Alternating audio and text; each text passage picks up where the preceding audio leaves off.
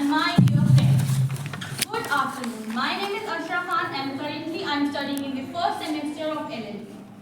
I feel truly honored to speak on a topic that lies at the heart of our democracy, the role of the judiciary, the guardian of the constitution. When we hear the word constitution, the first image that comes to our mind is of a huge book filled with rules, laws, acts and whatnot. But in reality, the constitution is the foundation of our nation's democracy. And to protect it and to make sure it is followed in spirit and in practice, we have the judiciary. The judiciary is not just about the courtroom, the judges and the lawyers. It is a system that ensures the fairness, the equality and the justice to each and every citizen.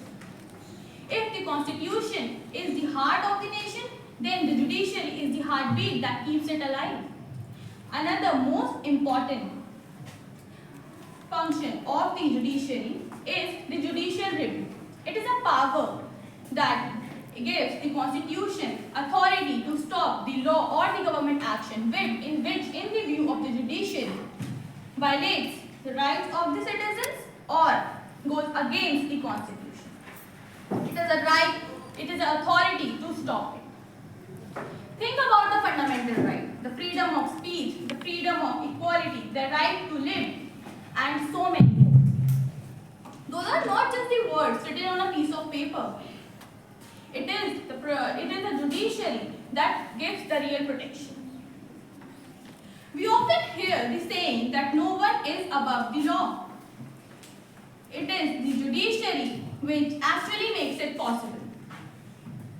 Another important responsibility and major responsibility of the judiciary is to manage the three organs of the government: the legislature, the executive and the judiciary. Just like a game becomes unfair when one player breaks the rules, the judiciary, the democracy becomes unstable when one branch tries to overstep. The judiciary maintains the balance between all of the three branches. And before I conclude, I want to highlight a real example of how bold and how transformative the judiciary can get. The Vishakha Guidelines case of 1997. In this case, there was a woman named